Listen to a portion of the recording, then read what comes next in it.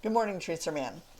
Today's show will cover a couple of different topics. First, I want to talk a little about fractures and falls and how to prevent them.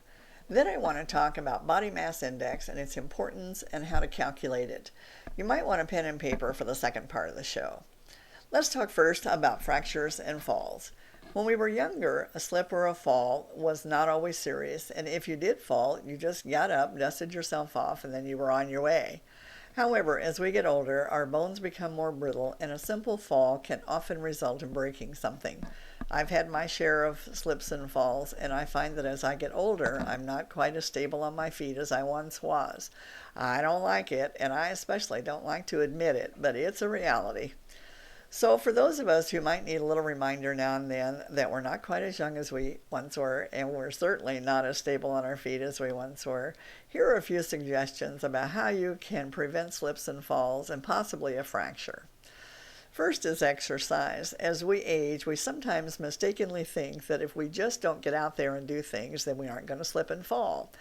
However, there are tons of studies that show that exercise improves strength, flexibility, and balance, which helps you stay on your feet.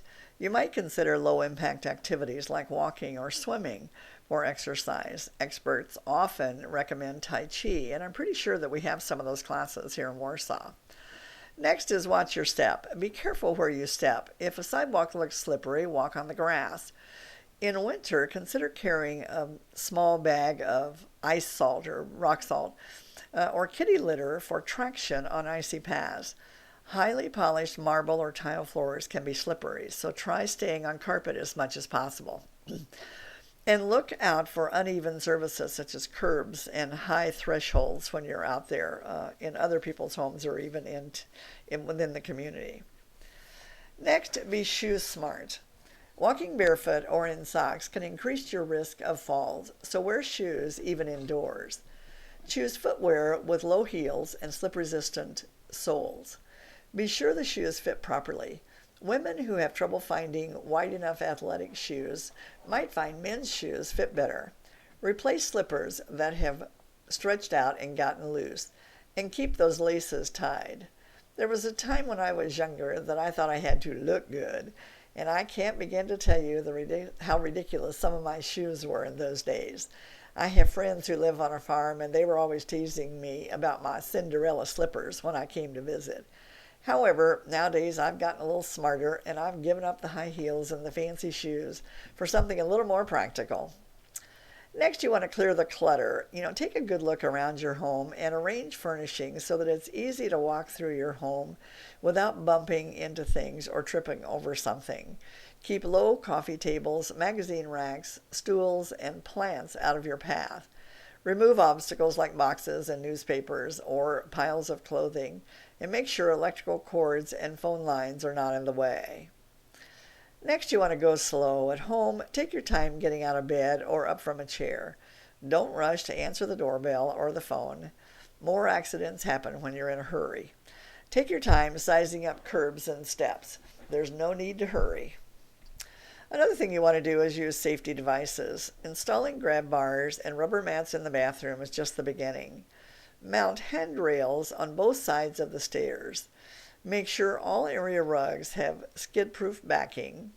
If you must use a step stool, use a sturdy one with a handrail. Even better, buy a long-handled grabbing device to help you reach. Never borrow someone else's cane or walker. Make sure yours fits you. You also want to watch out for pets. Dogs and cats make great companions, but it's easy for them to get underfoot. Each year, an estimated 21,000 older adults wind up in emergency rooms after tripping on a pet. If you have pets, get in the habit of looking to see where they are before you get started somewhere. My husband and I have 2 cats, and they think it's great fun to run and get ahead of you when you're headed outside or when you start down the stairs. So now, we take time to look and make sure we know where the cats are before we start downstairs. And finally, you need to learn how to fall. Even if you do fall, there are ways to reduce your chances of getting hurt. Remember this: roll, don't fall. If you start to slip and there's nothing to grab, take a quick step or two to catch your balance. If there's no stopping the tumble, drop down and attempt rolling out of the fall.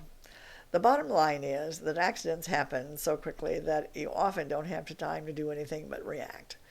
Take a little time now and assess your own situation and look to see if there are some things that you can do to make your home a little safer for you to move around in, and then be more aware when you're out in the public or out in the community, and watch the sidewalks and the curbs and uneven surfaces to make sure that you stay safe.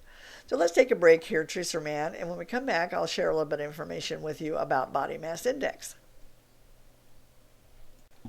Okay, now we're going to talk a little bit about body mass index, more commonly referred to as your BMI. I've spent quite a bit of time over the past year or so talking about various health issues, and it seems that almost every disease or illness that we talk about out there suggests that maintaining a healthy weight is one of the recommendations for improving your health. I thought you might enjoy knowing a little bit more about body mass index and the role it plays in determining your body fat, which ultimately can help you maintain a healthy weight. While we Americans are supersizing our meals, we are also supersizing ourselves. More than 60% of adults in the United States are overweight, creating many health problems, including an increased risk of heart disease, stroke, diabetes, high blood pressure, arthritis, varicose veins, and even some types of cancer. The body mass index is a quick and easy way to see if your weight is within the normal or average range for your height. It might sound complicated, but your BMI is just a calculation using the ratio of your weight to your height to determine how much body fat you have. It was originally developed in the 19th century by a well-known statistician, although it's gone through a number of changes, over the years, and as they've worked on the relationship between weight and height. Knowing your BMI can be particularly helpful if you are between 20 and 30 pounds overweight. Most Americans can tell if they're overweight by stepping on the scales, and if someone is seriously overweight, they know it. But if your weight is borderline between normal and overweight, then checking your BMI can be useful. It's easy to find out your BMI using your height and weight. If you have the internet at home, there are several BMI calculators you can find that will let you calculate your BMI levels. Just type in body mass index calculator and it'll bring up several options for you. Or you can calculate the BMI yourself in 3 easy steps. If you've got a pen and paper, just jot down this formula and then you can calculate your body mass index, on your own. First step is, the two things you're going to need your height and your weight. So the first thing you're going to do is multiply your weight by 703. The next thing you're going to do, you're going to divide that number that you get by your height in inches. So for example, if you're 5'10", then you're going to divide it by 70 inches. And then you're going to divide that number again, your height in inches. So let me repeat that. First, you're going to take your weight and you're going to multiply it by 703. And then you're going to get a number, and then you're going to divide that number by your height in inches. And then after you get that number, you're going to divide that number again by your height in inches. Here's an example using a man who weighs 165 pounds and he's 6'2" or 74 inches tall. First thing you're going to do is take 165 times 703, and that's going to give you a number.